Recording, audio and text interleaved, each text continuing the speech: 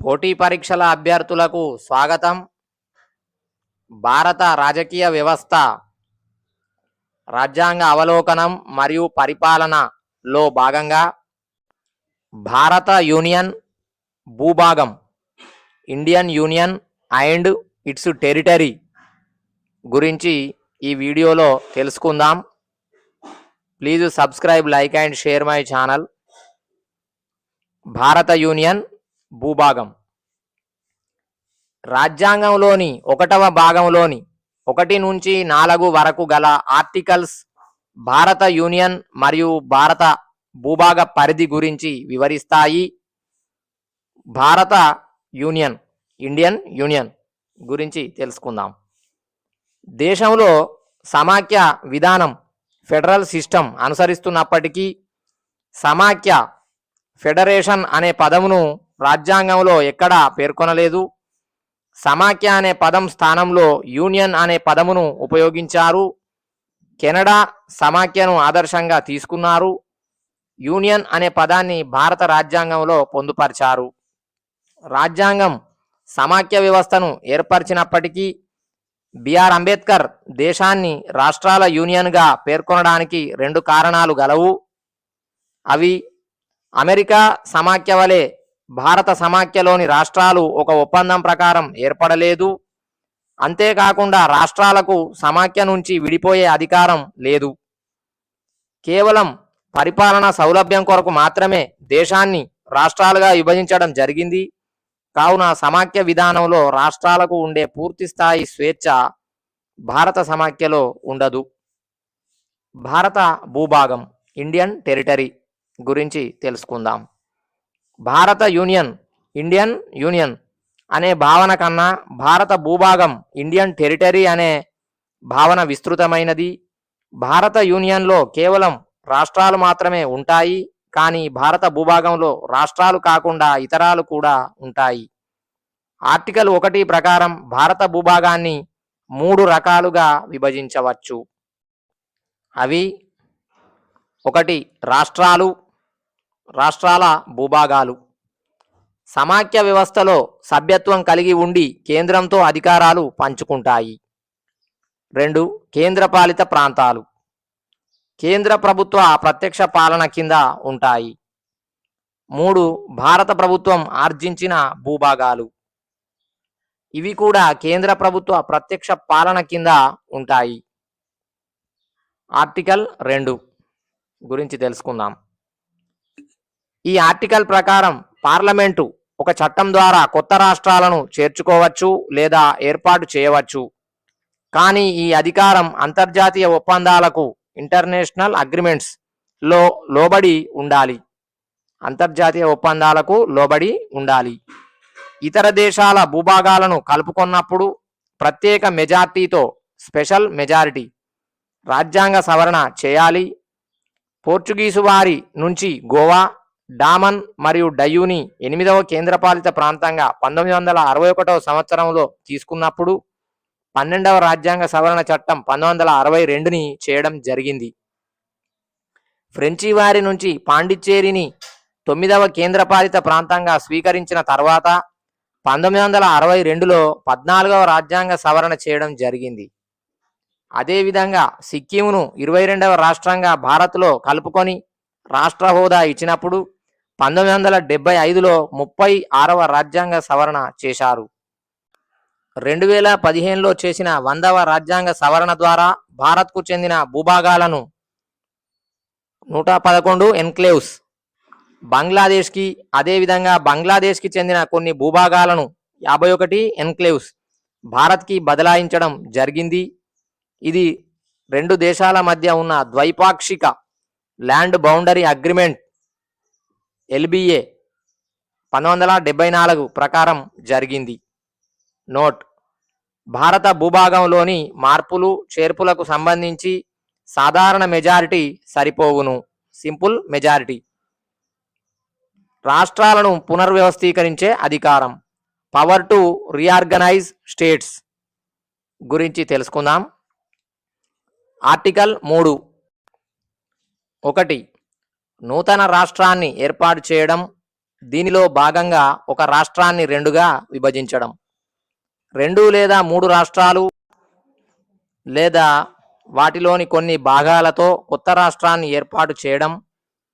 ఉదాహరణ, ఉమ్మడి ఆంధ్రప్రదేశ్ రాష్ట్రాన్ని విడగొట్టి జూన్ 2న తెలంగాణ రాష్ట్రాన్ని ఏర్పాటు చేయడం. 2 ఒక రాష్ట్ర విస్తీర్ణాన్ని పెంచవచ్చు. 3 ఒక రాష్ట్ర విస్తీర్ణాన్ని తగ్గించవచ్చు. 4 రాష్ట్రాల యొక్క సరిహద్దులను మార్చవచ్చును. 5 రాష్ట్రాల యొక్క పేర్లను మార్చే అధికారం. ఉదాహరణ, ఒరిస్సా పేరును ఒడిషాగా మార్చడం. ఈ అంశాల విషయంలో ఆర్టికల్ 3 ద్వారా రాజ్యాంగం పార్లమెంటుకి అధికారం కల్పించింది. అయితే ఈ అంశాల విషయంలో పార్లమెంటు 2 షరతులు పేర్కొంటుంది.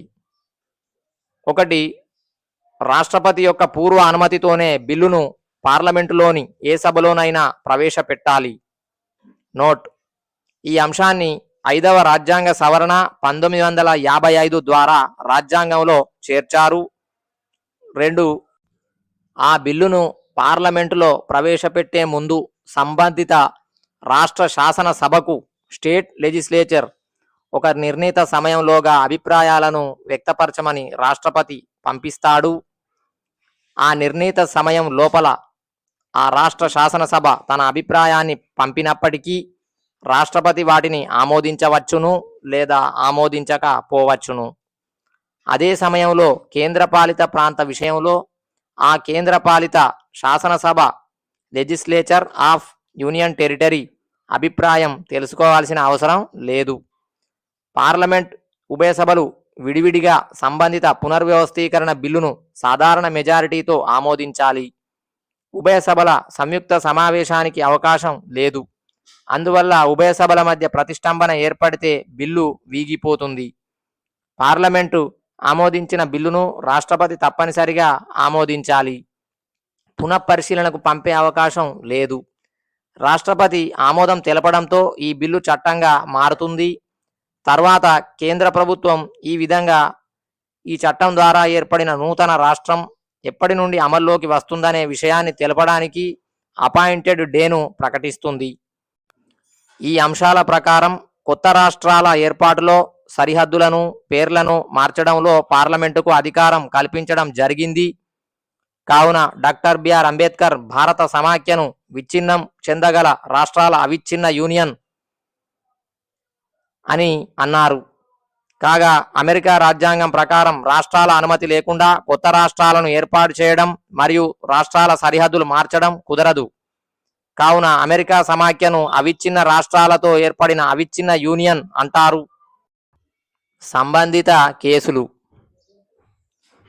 గురించి తెలుసుకుందాం.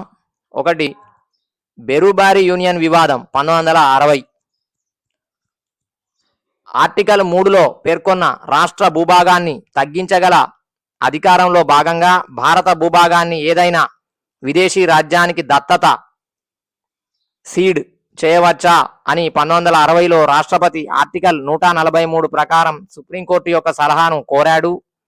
భారత భూభాగాన్ని విదేశీ రాజ్యానికి దత్తత చేయవలసి వస్తే ఆర్టికల్ 368 ప్రకారం ప్రత్యేక మెజారిటీతో రాజ్యాంగాన్ని సవరించాలని సుప్రీంకోర్టు రాష్ట్రపతికి సలహా ఇచ్చింది. బెరుబారి యూనియన్ అనేది పశ్చిమ బెంగాల్ రాష్ట్రంలోని భారత్ బంగ్లాదేశ్ సరిహద్దు ప్రాంతం. అప్పటి తూర్పు పాకిస్తాన్. సరిహద్దు విభజనలో భాగంగా సర్ రాడ్క్లిఫ్ ఈ ప్రాంతాన్ని భారత్కు కేటాయించడం జరిగింది. కానీ విభజన తర్వాత తిరిగి పాకిస్తాన్ ఈ ప్రాంతం తమకు చెందుతుందని కోరడం జరిగింది. దీనితో నెహ్రూ మరియు ఫిరోజ్ ఖాన్ నూన్ల మధ్య నెహ్రూ నూన్ ఒప్పందం 1958 జరిగింది. దీని ప్రకారం బెరుబారి యూనియన్ ప్రాంతాన్ని సమానంగా విభజించి ఇరు దేశాలు పంచుకోవాలి. ఈ సలహా అనుసరించి 1960లో 9వ రాజ్యాంగ సవరణ చట్టం చేసి బెరుబారి అనే ప్రాంతాన్ని పాకిస్తాన్ దేశానికి బదిలీ చేయడం జరిగింది. Babulal parathe versus state of Bombay 1960 case గురించి తెలుసుకుందాం. పార్లమెంటు రాష్ట్ర పునర్వ్యవస్థీకరణ బిల్లుపై ఆ రాష్ట్ర శాసనసభ తన అభిప్రాయాన్ని వ్యక్తపరిచిన తర్వాత ఏవైనా మార్పులు చేసినట్లయితే ఆ బిల్లుపై తిరిగి శాసనసభ యొక్క అభిప్రాయం కోరవలసిన అవసరం లేదని సుప్రీంకోర్టు తీర్పు చెప్పింది. అనగా రాష్ట్రాల పునర్వ్యవస్థీకరణ బిల్లును ఒక్కసారి మాత్రమే సంబంధిత రాష్ట్ర శాసనసభ అభిప్రాయం కొరకు పంపిస్తారు. రామ్ కిషోర్ సేన్ మరియు ఇతరులు versus union of India 1965 case. రాష్ట్రాల భూభాగాలలో మార్పులు చేసే సందర్భంలో రాష్ట్రాలతో పాటు కేంద్రపాలిత ప్రాంతాలను పరిగణలోకి తీసుకోవాలి అని సుప్రీంకోర్టు తీర్పు చెప్పింది. ఆర్టికల్ 2లో ముఖ్యమైన అంశాలు: భారత యూనియన్లో లేని నూతన రాష్ట్రాలను భారత యూనియన్లోకి అనుమతించడం లేదా భారత యూనియన్లో లేని ప్రాంతాలను భారత యూనియన్లో రాష్ట్రంగా ఏర్పాటు చేయడం. దీనికి ఆర్టికల్ 368 ప్రకారం చేసే రాజ్యాంగ సవరణ అవసరం. సాధారణ మెజారిటీతో చేసే రాజ్యాంగ సవరణ సరిపోదు. ఆర్టికల్ 3 ముఖ్యాంశాలు: భారత్ యూనియన్లో భాగంగా ఉన్న రాష్ట్రాలు, కేంద్రపాలిత ప్రాంతాల విస్తీర్ణం, సరిహద్దు మరియు పేర్ల మార్పుకు ఉద్దేశించింది. దీనికి సాధారణ మెజారిటీతో చేసే రాజ్యాంగ సవరణ అవసరం. అంతేకాని ఆర్టికల్ 368 ద్వారా చేసే రాజ్యాంగం అవసరం లేదు. ఆర్టికల్ 4 గురించి తెలుసుకుందాం. ఆర్టికల్ 2, 3 ప్రకారం ఏ సవరణ చేసినా తదనుగుణంగా 1/4వ షెడ్యూల్లోని అంశాలు కూడా మార్పునకు గురవుతాయి. ఇందుకోసం పార్లమెంటు ప్రత్యేక చట్టం చేయాల్సిన అవసరం లేదు అని ఆర్టికల్ 4లో పేర్కొనబడింది. Magan bhai Ishwaribhai Patel versus union of India 1969 case గురించి తెలుసుకుందాం. అంతర్జాతీయ న్యాయస్థానం యొక్క తీర్పు ప్రకారం గుజరాత్ దగ్గర గల రాన్ ఆఫ్ కచ్లోని కొన్ని ప్రాంతాలను పాకిస్తాన్కు బదిలీ చేయడం తప్పు ఏమీ కాదని సుప్రీంకోర్టు తీర్పు చెప్పింది. అంతేకాకుండా ఈ ప్రాంతం బదిలీ చేయుటకు ప్రత్యేక రాజ్యాంగ సవరణ అవసరం లేదని సుప్రీంకోర్టు పేర్కొంది. రాష్ట్రాలు, కేంద్రపాలిత ప్రాంతాల పరిణామ క్రమం గురించి తెలుసుకుందాం. స్వాతంత్రం వచ్చే నాటికి ఈ కింద పేర్కొన్న 2 రకాల పరిపాలనా విభాగాలు భారత్లో ఉండేవి. 1 బ్రిటిష్ సార్వభౌమాధికారం కింద ఉన్న స్వదేశీ సంస్థానాలు, 2 బ్రిటిష్ ప్రభుత్వ నియంత్రణలో ఉన్న భూభాగాలు. 1 స్వదేశీ సంస్థానాలు. స్వాతంత్రం వచ్చే నాటికి భారత భూభాగంలో 552 సంస్థానాలు ఉండేవి. మొత్తం 560కి పైగానే ఉండేవి. భారత స్వాతంత్ర చట్టం 1947 government of India act of 1947 ప్రకారం భారత్ మరియు పాకిస్తాన్ అనే 2 స్వతంత్ర మరియు ప్రత్యేక డొమినియన్లుగా ఏర్పడ్డాయి, సపరేట్ డొమినియన్స్. అప్పుడు స్వదేశీ సంస్థానాలకు 3 రకాల అవకాశాలను ఇవ్వడం జరిగింది. అవి 1 భారతదేశంలో చేరడం, 2 పాకిస్తాన్లో చేరటం, 3 స్వతంత్రంగా ఉండటం. భారత భూభాగంలోని 552 సంస్థానాలలో 549 సంస్థానాలు భారతదేశంలో విలీనం అయ్యాయి. కానీ కాశ్మీర్, జునాగఢ్, హైదరాబాద్ సంస్థానాలు భారత్లో విలీనం కాలేదు.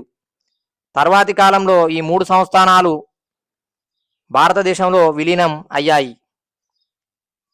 1 కాశ్మీర్ సంస్థానం విలీన ఒప్పందం ఇన్స్ట్రుమెంట్ ఆఫ్ యాక్సెషన్ ద్వారా భారత్లో అంతర్భాగం అయ్యింది.